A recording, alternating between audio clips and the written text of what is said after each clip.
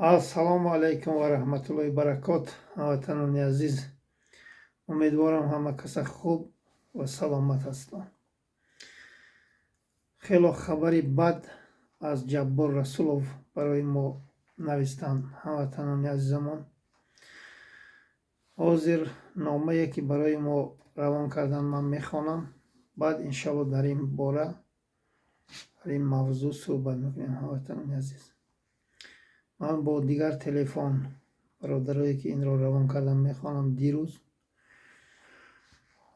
бояд мардуми шарифи тоҷик огоҳ бошанд ва ҳушёр бошанд ки сарзамини мо ба ду дасти адаб аз даст рафта истодааст. ҳамватанони азиз, рафтем. ассалому алайкум бародар Муҳаммад Тағоев. умедворам тинҷу сиҳату саломат ҳастед. мо сокинони ноҳияи Ҷаббор Расулов ба маълумоти шумо мерасонем ки дар тақсимоти марз бо Қирғизистон Эмомалӣ Касифи ватанфурӯш 1300 гектар замин ва як застава ва як гузаргоҳи КПП-ро аз деҳаи маданият аз канал боло барои қирғизҳо фурӯхт ва худи имрӯз ин золимон бо роҳбарии Эмомалӣ Касиф ватанфурӯш ин гузаргоҳро КПП ва заставаро аз канал боло буданд барои қирғизҳо тӯҳфа карданду ва аз канал поён боз як гузаргоҳ КПП сохта истодаанд.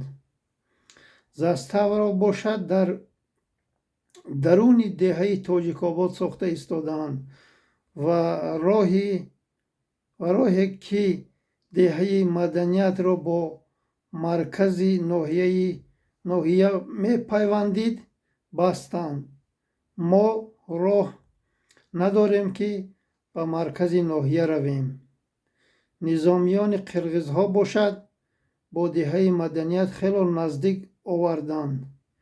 ин ҳукумати золим ва мо мехоҳем ки ин номаи моро бо пахши видеоӣ нашр мекардед. мо гуфтанем ки вақте ки ҳукумати золим сарнагун шавад, мо ин заминҳои фурӯхташудаи Эмомалӣ Касиф ватанфурӯшро аз нав бо хун бо чӣ тавре набошад зада мегирем иншааллоҳ. ва Эмомалӣ Касиф ватанфурӯш бидонад ки мардуми ин минтақа аз ин кори кардаи ҳукумати золим хело асабӣ шудаанд ва нафрати мардум бар ин Эмомалӣ Касиф хело зиёд шудааст. мо шуморо интизорем дар Тоҷикистон, мухолифон ва шеромардони ватан. биёед тезтар ин ҳукумати золимро сарнагун кунем ва ватанро соҳибӣ кунем, чунки ояндаи ин ватан дар хатар аст. Эмомалӣ Касиф ватанфурӯш ватани мову шуморо фурӯхта истодааст. аз шумо эҳтиромона хоҳиш мекунам ки ин маълумотро бештар пахш кунед ки то дигарон огоҳ шаванд. бо эҳтироми шермардон ва муборизони ин минтақа.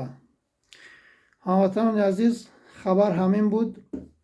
акнун хитоби ман ба хоялесони ин хоини заминфурӯши кунфурӯш Эмомалӣ Раҳмонов. мебуроянд тӯҳмату бӯҳтон мезананд, таъна мезананд ки шумо аз дур ранги саг меҷаккен. шумо модар ба хатоҳои хоялес аз наздик кӯ рафта дар Ҷаббор Расулов видео карда ба мардуматон пешниҳод кунед ки ин гапҳо дурӯғ аст. кӯ ғайрати шуморо мо бинем, шумо ватандоро даруни нохунак. кӯ раветон унҷа видео кунетон, мардуми тоҷик ба огоҳ кунетон ки хоинои миллат дурӯғ мегӯянд. пас шумо ҳаромзодаҳоя як кас бовар кунад. худо лаънататон кунад. тамоми ҷоя фурӯхт, ба ду дасти адаб тӯҳфа кард. акнун навбати зану духтару хоҳару модари шумо мерасад. این حرامزاده، این اولاد، این مادر به خطای رحمانوف کو تمام جهان را از خود کند سری ندارد. این را فراموش نکنین خایلیسا، دشمنای ملت تاجیک.